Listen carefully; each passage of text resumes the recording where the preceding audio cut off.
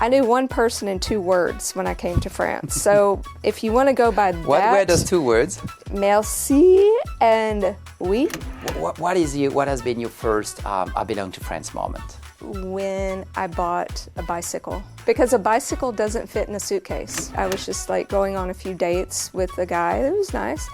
But he thought we were like in a relationship and in a couple. I was like, we've been on like 3 dates. Your favorite French, let's say, word or sentence? Could be either.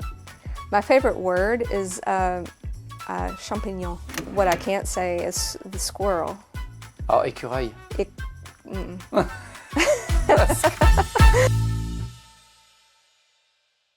Well, Leah, I know it's a French version, but thank you for coming here. I think you're from Paris, aren't you? Well, after 10 years, it feels like it. You're Parisian, yeah, you can have the stamp now. My accent maybe says something different. But I mean, we like American accents. I mean, we find it sexy, so I think you can keep it. That's good.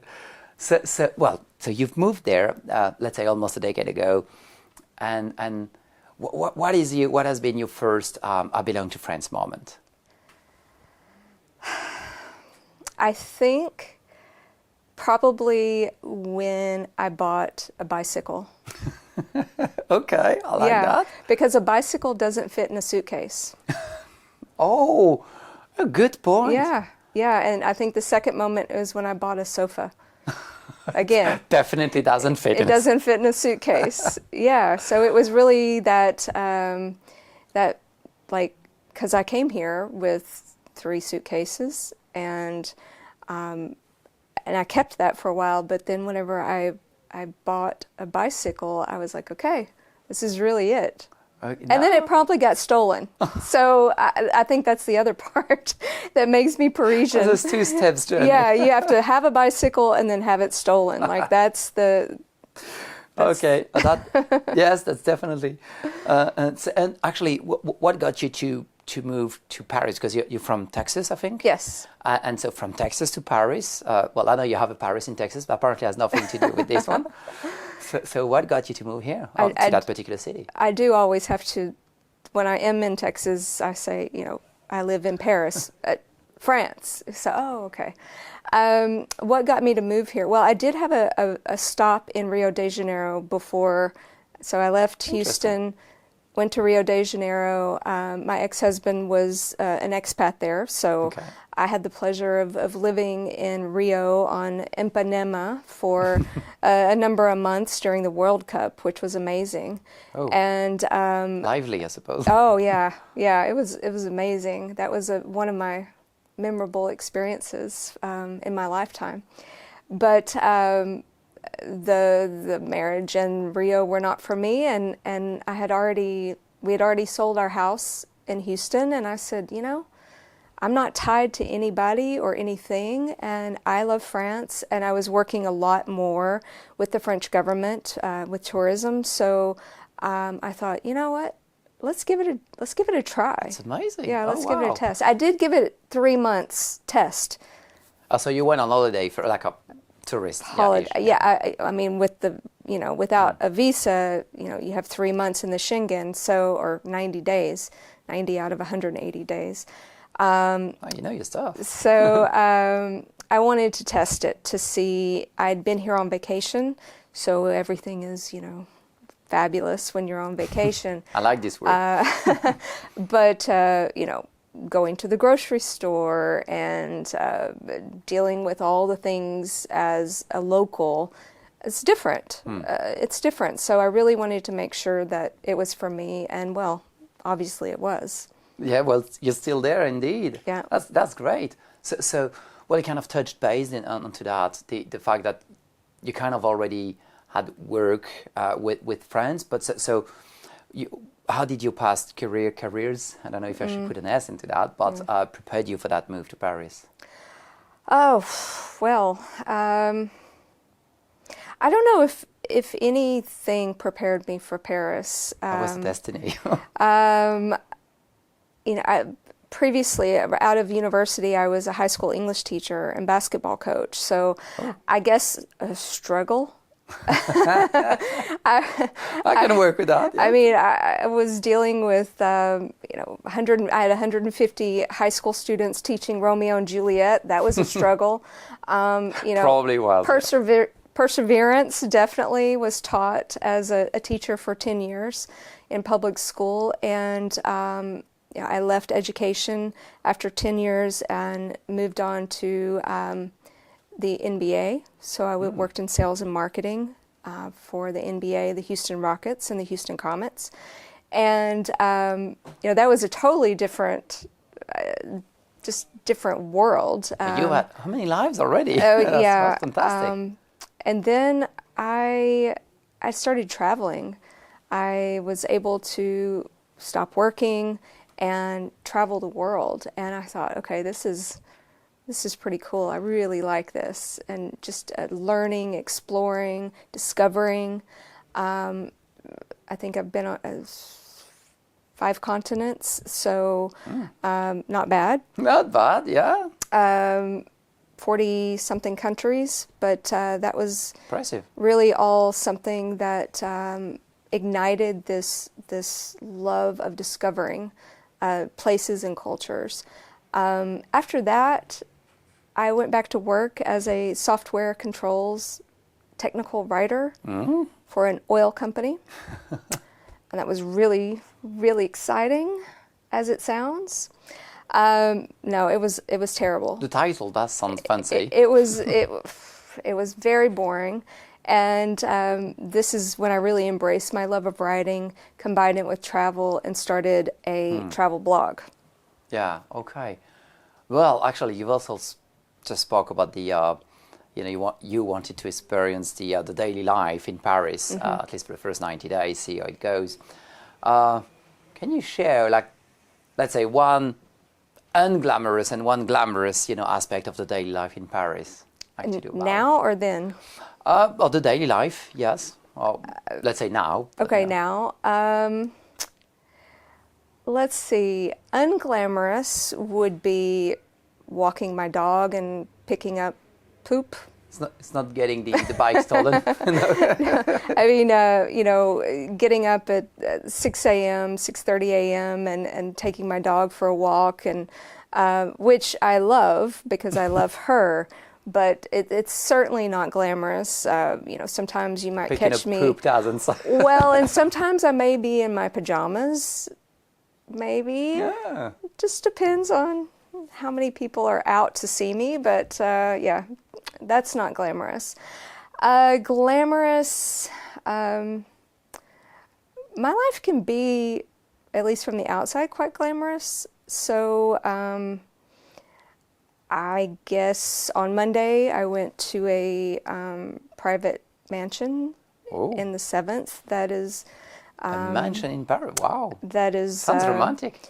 Mr. Bernard Arnault has taken it over and turned it into a temple to Louis Vuitton. Wow! So I was able to have a very nice visit of this very private space. That sounds glamorous. So I guess that was my Monday. I mean, but don't share too much of those. I mean, people will want an invite next time. Well, it's possible. That's my job. Girl sales agent. Okay. Well, I like with, I'd say, expats, or, when people come from different countries or cultures, is those, kind of misunderstanding that sometimes can happen because you think you're saying something, but you're not, or you're saying something different, what comes across differently. Maybe can you share a few cultural misunderstandings that you've had since moving to France? Oh gosh, there's probably a lot. So.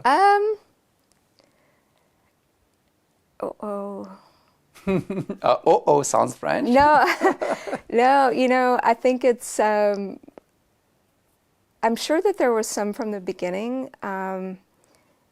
You don't have those anymore? I mean, not that often? No, not really. I feel like so you turned. You're French now. Yeah, I mean,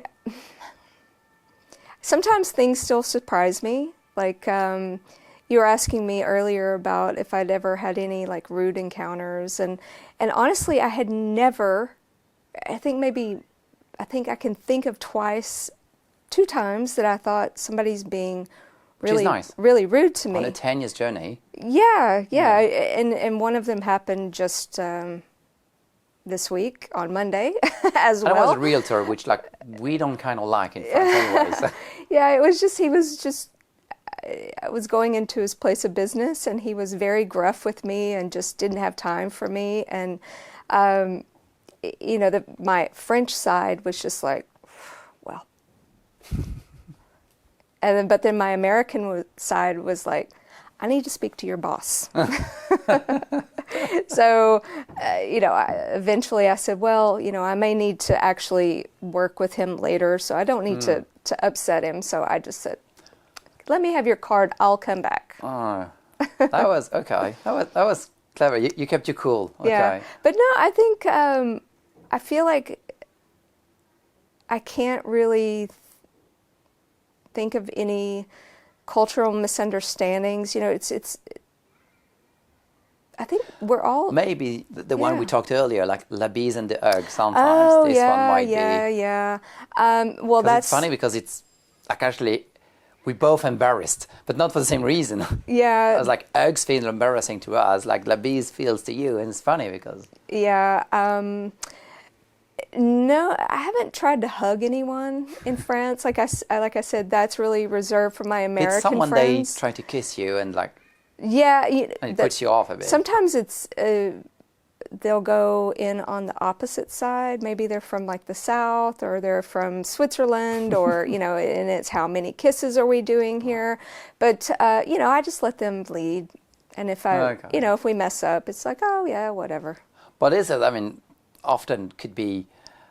I wouldn't say misinterpreted, but it's like I was saying, like for example, I never touch the shoulder when I kiss. I touch the arm because like the shoulder or the back to me would look too intimate, and that's why we don't like to hug, because it would look too intimate to me from where I'm from. Yeah. And vice versa, obviously to you, like usually Americans, like kissing the cheeks would look too intimate, and which doesn't to us. So this is the kind of thing that can happen without realizing, you're doing something. Well, I did kind of think of something. Dating is a bit different in France than the U.S. Like at one point, I thought I was just like going on a few dates with a guy. It was nice, but he thought we were like in a relationship and in a couple. I was like, we've been on like 3 dates. This is yes. I mean, the minute you kiss, you're together. Yeah, that's what we think. Yeah, I'm like, That's so. This is for the ones dating here. And that the minute you kiss, you belong to them forever. Yeah, well, at least until unless you split. Until you're together until you're not. That's it. And then that could be in a committed relationship for 2 days, 2 weeks, 2 years, whatever. No, you're right. So actually, I guess that would be this is what surprised me, I should say, on like US TV shows, for example, is that they have to say like formally we're together. Like, what are we? Have are we a conversation, yeah. I was like, this is not a conversation. It's like you're doing some sort of business agreement. Like, okay, what are we? I was like, there's no misunderstanding. We kissed. We're a couple. That's a good one. It is very different, the dating life. I'd say business-wise, because you're working in Paris. How did you build your own network here, or how did it go for you? Was it hard? Was it easy to meet people? Well, when I moved to France, I was working as a blogger and a journalist, influencer. So I knew. Let me preface this. I knew one person when I came to France. Okay, which helps. Yeah. Just one. Oh, just the one? Just one. Okay, because there could have been one who knew a lot of people. No. I knew one person in the whole country. And so during my little 3 months... If it's Macron, it helps. Well, this was during Hollande, so maybe not. Well, I could have helped anyway. Yeah, you could have helped.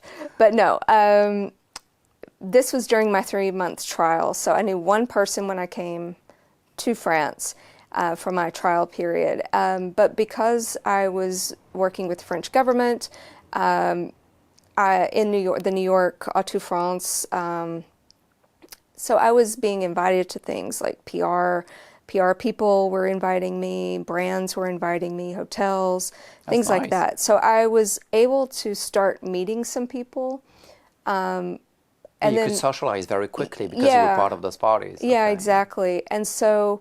That's a pro tip. Be invited. Exactly.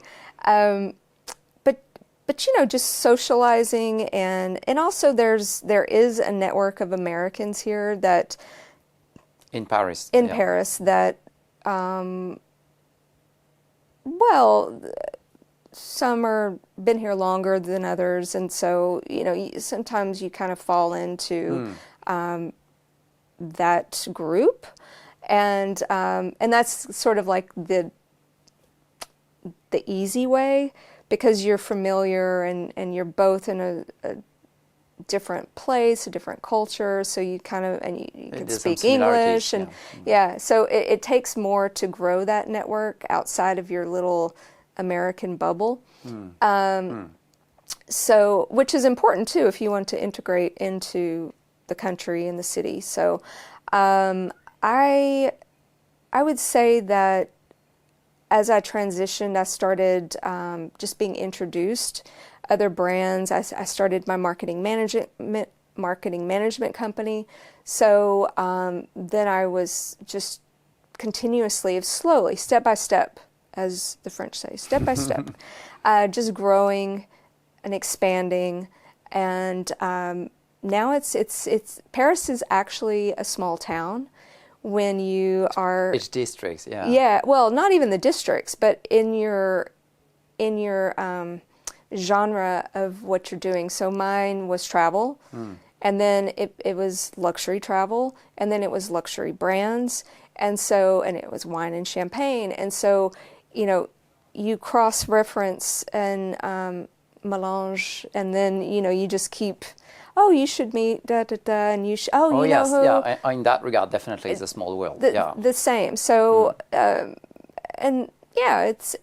I feel like that I kind of have my group of American friends, but sort of the roster's full at this point, and so now I'm adding to my non-American friend group.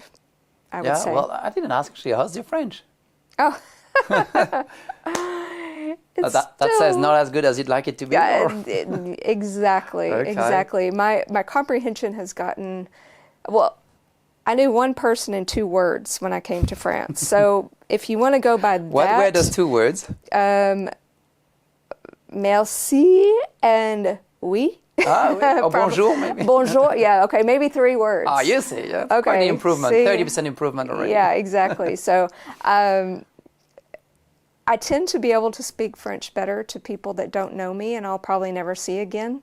Really? Because you don't feel judged? Or? Yeah, well, you know, I'm going to feel judged, but if I embarrass myself, it's okay. Ah, yes, you don't, okay. I don't care, but, and also a little champagne helps.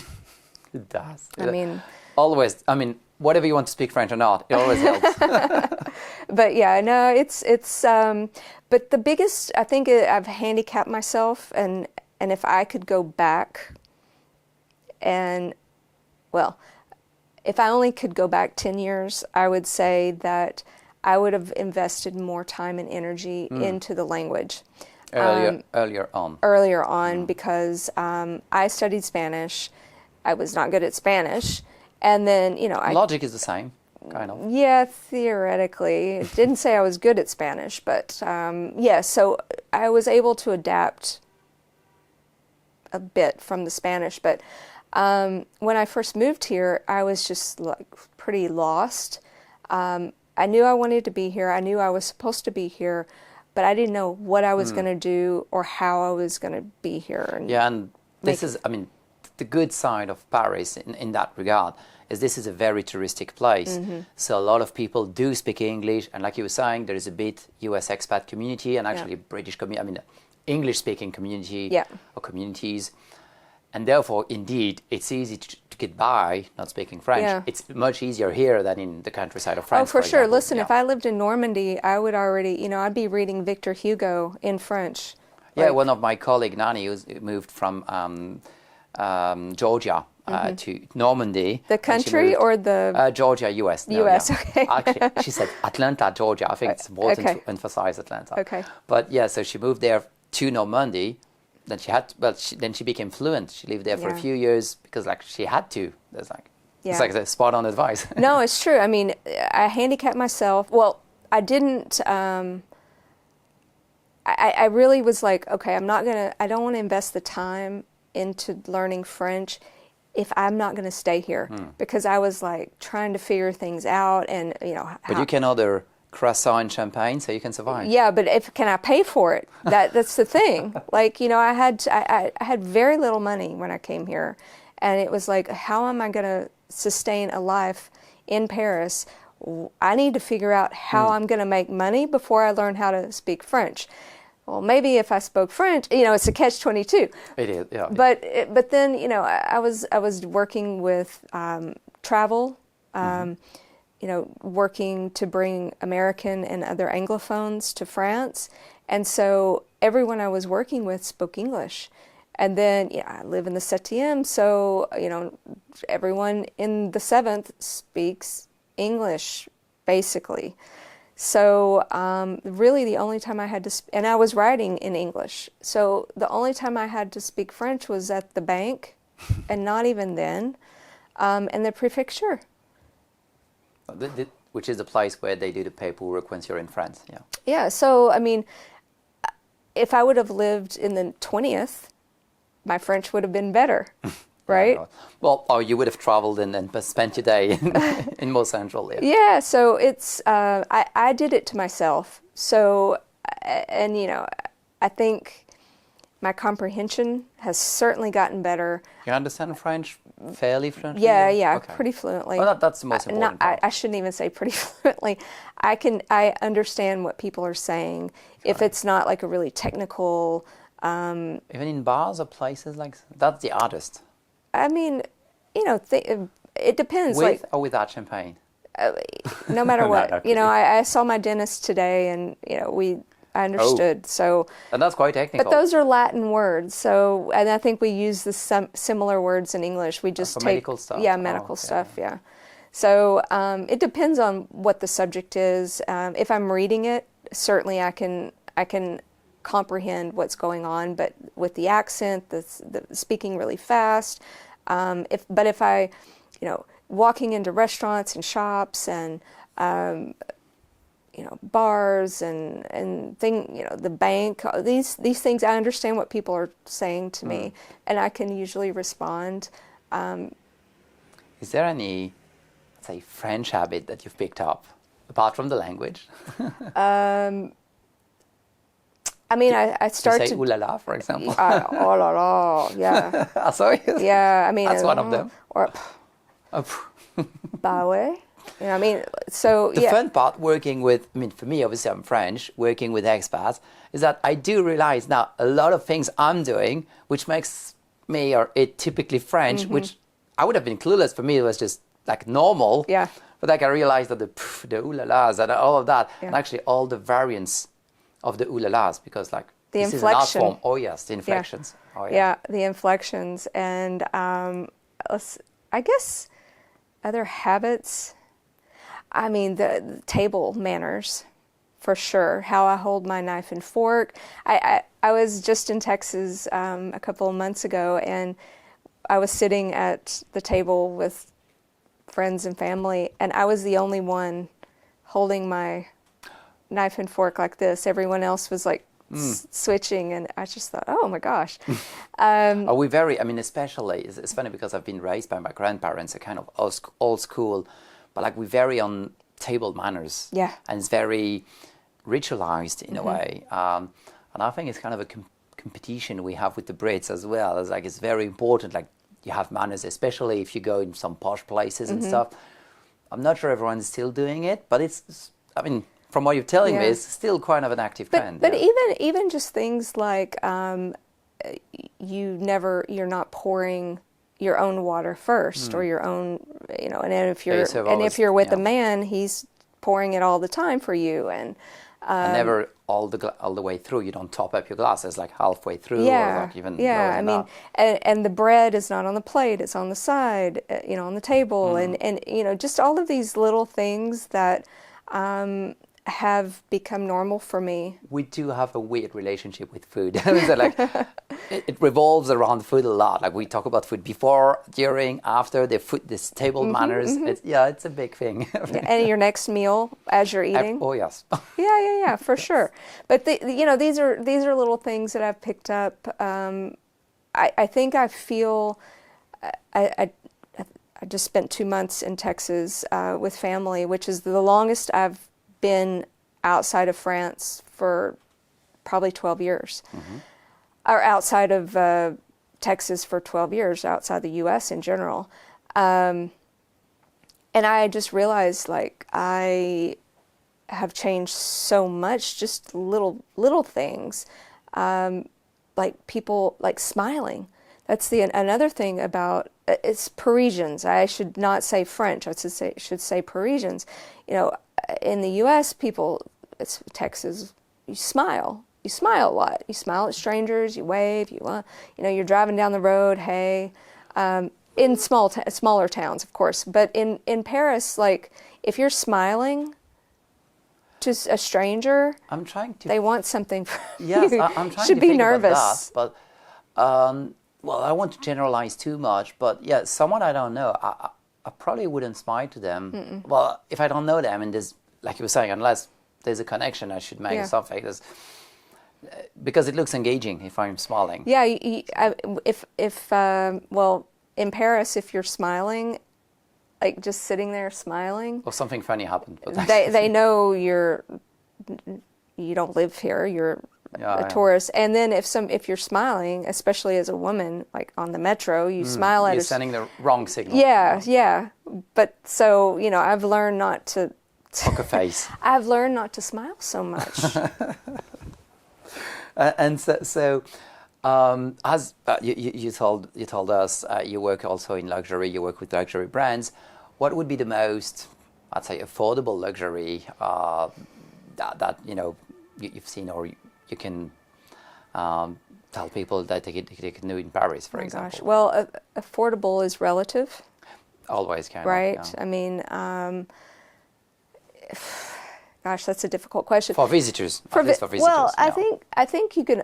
Paris has a great vintage luxury market. So they have lots of consignment and vintage shops, secondhand shops that you can get some amazing pieces and some great deals. So if you can't walk down Avenue Montaigne and pick up, brand new things at thousands and thousands of euros, you can go to the vintage shops and find some beautiful brands, beautiful quality, sometimes better quality because they knew how to make things back then. And really unique pieces that you won't see on everyone else. So I guess affordable luxury would be to shop in some vintage or it's a good consignment shops. Already. Which spots in Paris, don't know if there's an S to that, it should be, remind you of Texas? Is there any actually? Well, there's a barbecue place called Melt. That's a bit of a cliche. I like that. Well, I mean, like there's two places. That's the first one, Melt. I think there's 3 or 4 locations. And actually they're French guys, that they were doing an internship in New York City, and they discovered Hill Country Barbecue in New York. And so they decided to go on a road trip in Texas to just discover what Central Texas barbecue is. And I'm from Central Texas, so I think it's the best barbecue. And that's a very good, actually. It's a very good tip. But what they did was they found a pitmaster, which is a guy that smokes the meat. Yeah. Convinced him to come to Paris, and really? Yeah. So the pitmaster came from Texas. They had the smoker built in Texas, had it shipped over, and so it's now really from Texas. Wow. Yeah. I mean, I think the pitmaster may be gone by now, but he came and he trained people. The legacy's there. Yeah, and so when I'm feeling a bit maybe homesick, I go to Melt, and I get some brisket. You know what? I didn't know that. I should try this place. It's good. There's one in the 15th, like by Cambronne. There's one in Batignolles. I think there's one in the 11th. There's 3 or 4. Ah. You should give it a try. Well, definitely will. It's going to be on my list. It is kind of Frenchified, though. So, like the sides, the meat feels pretty genuine, but the sides, they can't do the same sides that they do in Texas because French people just... Oh, we don't... Yeah, the servings are smaller. Well, usually, it's not even that. It's like the actual dishes, like pinto beans and sure. corn casserole and... Yeah, because traditionally we don't do that here. No, so, no. And the There's other... going to be French fries and things like that, yeah. Yeah. The other is there's a Texas embassy. A Texas embassy? Yeah. This. So it's right near Place Vendôme. And it's on top of that. Fancy. It's, well, nothing but the best. But what is left, it's where the Chopard is. So you're going into Place Vendôme and you have the Vendôme column, Napoleon's looking down on you. You have Louis Vuitton on the right, you have Chopard on the left. Well, the building that's next to Chopard was the Texas Embassy. And France was one of the first, was the first country to recognize Texas as an independent nation. Oh, that's why they did that there. Oh, wow. And there's a French embassy in Austin, the capital, which is now a French museum. Oh, okay. Or it used to be. I don't know if it still is. Nice. And it's near downtown. So there's nothing left of the embassy in Paris. But the building, I suppose? Well, the building's there, but the only thing left is a little plaque that says in French, this was the Texas embassy. And the other country was the UK, and there was a Texas embassy in London. And at one time, it was a barbecue place. Of course. Because, actually, speaking about food, has your, let's say, sense of time changed since you're in France? Because we have kind of this reputation of, 2 hours lunch break and, like having a slower pace of life. Has it changed? Yeah, I actually had that conversation with, who was it? I don't know, somebody the other day. It was a French person. And I said, she said, oh, I'm sorry, I'm late. And I said, actually, you're on time. She said, no, I'm 10 minutes late. And I said, but are we on American time or French time? Because you're late if you're on American time, but you're 5 minutes early if you're on French time. So the infamous 15 minutes. Yeah. I would every part of France would have that. Like in Bordeaux, for example, they'd call that the quart d'heure bordelais, or in Brittany, le quart d'heure breton, or in like any place, let's say the quart d'heure something. Yeah. It's supposed to be a quarter late. Yeah.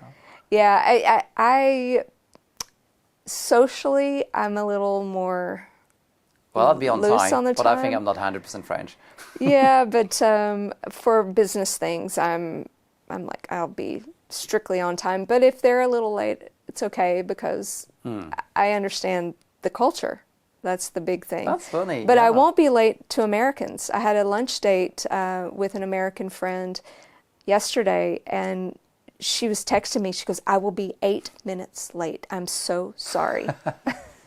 8 minutes doesn't seem like a lot indeed. And I was like, it's okay. I'm just sitting here. Oh, you're right, because up to 15 minutes, basically I won't be mad. It's like, okay, it's like you're a bit late. That's fine. I was like, half an hour is like, oh no, well, that's too much. Yeah. As I said, so there is a gray area in between, I think. Indeed, definitely. Now that you've been around so much, you've touched base on this, but should you have to redo that from scratch? And, any advice you would give to your former self, 10 years ago, or anyone that's watching that wants to move to France, so, any pro tip that looking backwards you would give yourself?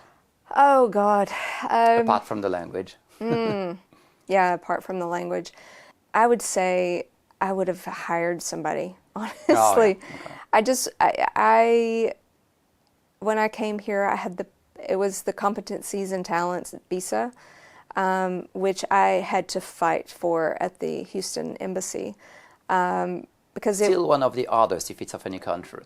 Yeah. Okay. Well, it had just come out 6 months before, so it was it was a new visa. Nobody really understood what it was, and but I knew that I fit that visa, and it was a work visa. It allowed me to work. It was a very special visa. Now it's called Passport Talent. That's it. Visa, which so I had that visa for 7 years, but it was navigating. I think it was easier in Houston to get my dossier together. It was once I got to Paris. You have to check in within 30 la préfecture and 30 days after you arrive or something like that. So activate the visa. So that was the OFI. Now it's the Administration des Étrangers. Yeah, so that was really tricky because nobody knew what my visa was. And they were sending me all over. Because it's too recent, Yeah, and they were like, oh, you have to go to the place over by Bastille or Republique or whatever. So I went over, and then they were like, we don't even know what this is. And of course, I knew no French. Nobody spoke English, even like a little bit of English, not one word, or they were not going to with me, but whatever. But I was trying to do it on my own, and I remember sitting on the curb, and I just started crying.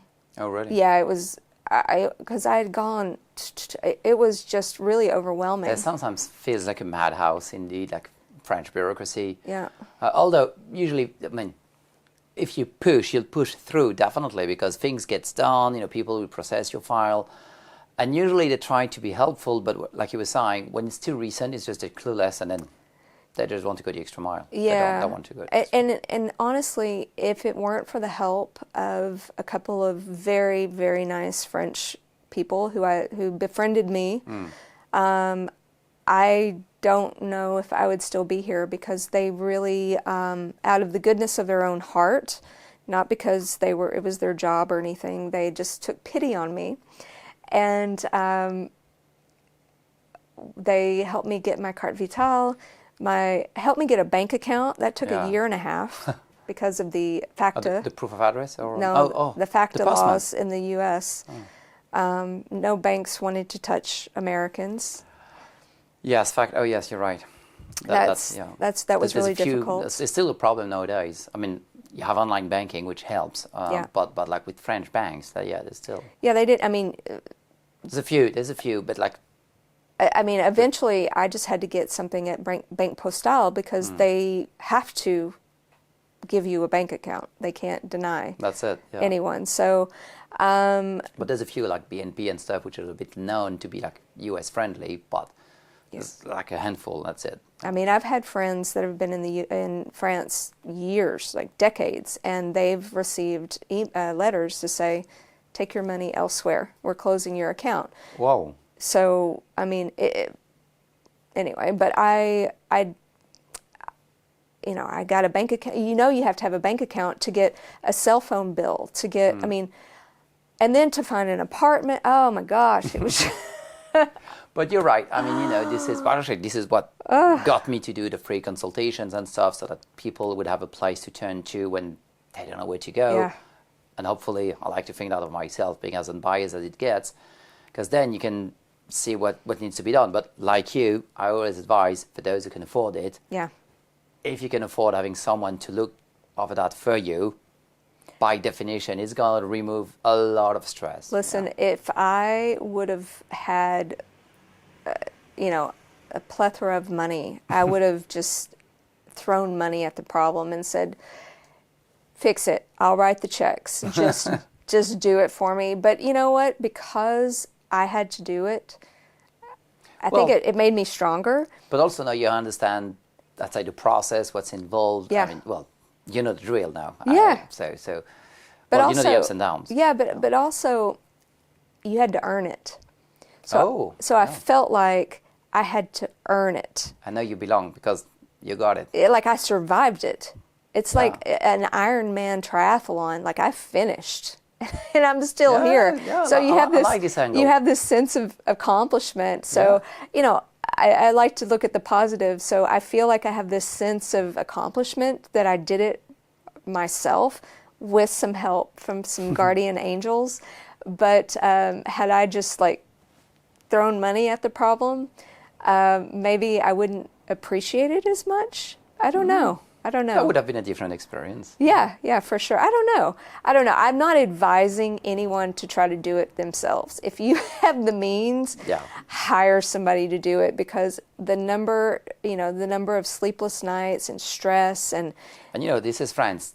Checking the wrong box can get you from a renewable to a non-renewable visa. Things like that. That's easy as that. It's literally just one box. It's happened to me. Oh, yeah. Well. It happened to me because when I was renewing my passport talent, I thought that I had, that they have the 10 categories of the passport talent, or 8, whatever it is now.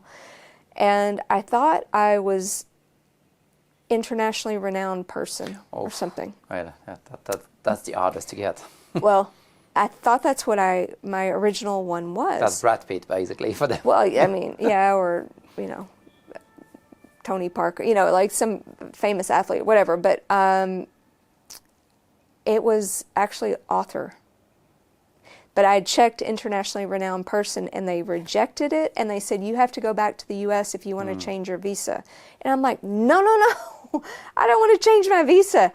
And then I looked at my card, and I was like, oh, I'm an author.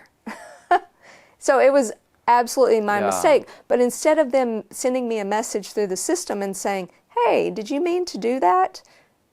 No, they just said there's the reject. Same. Sometimes people are genuine when they answer. For example, the typical number one mistake I see often is people, there's a question where they ask on a regular one-year visa, how much time are you going to spend in France? Mm-hmm. And there's basically 6 to 12 months or 12 plus months.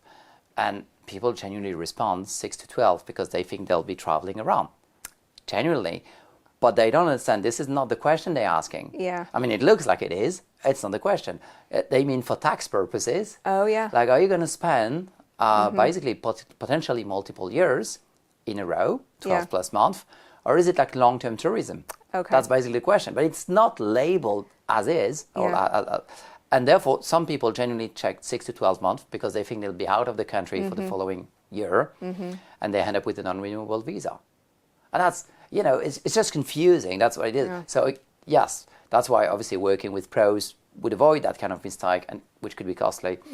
And we're not talking money here, but also your efforts and your time. Time and energy. But also, again, that's why I think it's important that people have access to also resources. And even just seeing people like you, it is doable, but yes, if you can afford hiring someone. Well, I do have a lawyer now.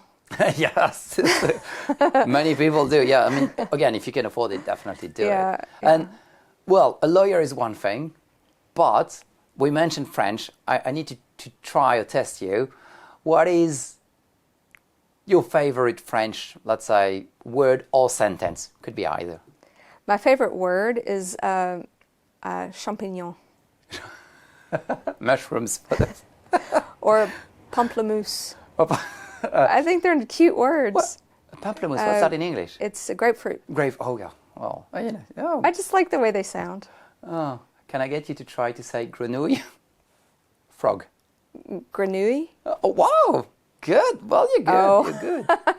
Because this one is supposed to be one of the hardest. Oh, no. You know what I can't say is the squirrel. Oh, écureuil. It's like me with thorough. Thorough, yeah. Oh, no, the worst is the guy that puts you to sleep. The anesthetist. Anesthetist. Well, you say it's difficult. Sometimes I do lose my English words as well, but I'm happy you struggle. It makes me feel much better. No, I think I've always said that if I could say the name of the town that's the city that's the capital of Champagne, that I would be really happy. Try it. Reims. That's good. Yeah, Reims is difficult. Reims? Yeah, Reims. Now that you're saying it, I realize it is. It's the R. The R's. It's yes. Yeah. Okay. Well, so as we're on to that, one of my favorites, lightning round of questions. Okay. If you're up for that. What's your favorite time of the year in Paris? Fall. Okay. Autumn.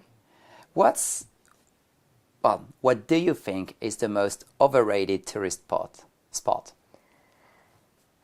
The Champ Mars. Oh, okay. Oh, interesting. And well, actually, vice versa. What's your favorite spot in Paris? I like the Quai. Oh, les quais. Oh, les quais de la Seine. Nice. There's a lot of It's a bookstores. broad, it's a broad area, but No, it's nice for a walk. I love that. Yeah. And so it's funny because, well, I suppose you know, but you know, like what I suppose you'd call the regular coffee in the US, but like we call that an Americano here. So are you rather cafe au lait or Americano? depends on the day, but normally cafe au lait, Okay. which good. is a cafe latte in Paris. Yeah, well, yeah, it sounds fancier. Yeah, indeed. Or could be a noisette. There's just a splash. After dinner, after lunch, I'll do a noisette. Yeah, that's nice. Yeah. Sounds fancy. Are you rather red or white wine? Red. Okay, good. High heels or sneakers? Sneakers. Yeah, to walk in Paris. Yeah. Oh, yes. Yeah. And this one is controversial, but so coming from the US, are you rather a labise or a hugger? Well, I hug other Americans, labis, non-Americans. Yeah. And like we were saying, because I think it's important, we don't labise everyone. Yeah. Like if it's in a professional setup, we just shake hands. Yeah. That works. I mean, that's been your experience, hasn't it? Yes. Yeah. And sometimes I may try to do labise, but that's kind of awkward. It's like, yeah. You know, I have a French business partner, so sometimes I take his lead. Oh, well, that's good. Yeah, it's a good cue. He's Franco-American, so I follow his lead sometime. Oh, it's good. It's good. Well, so I'll try to say it in English. Leah. Leah. Yeah, Leah. Thank you for coming today. Yeah, thank you. On the semi-rainy day, walking to the studio. Thank you for sharing your Parisian adventures. If people want to get in touch, where can I find you? Instagram is okay. Leah Finding Luxury, or my website. Well, it depends on what you want me for.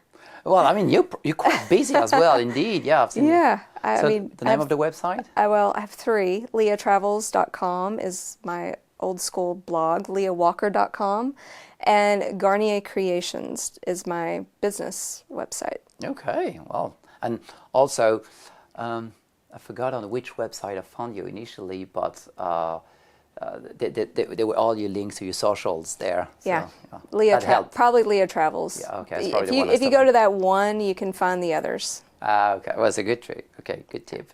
Well, thank you, Leah, for coming. Thank you. Thank you so much for all your answers and insights. Yeah, thank you. Thank you for having me. See you soon.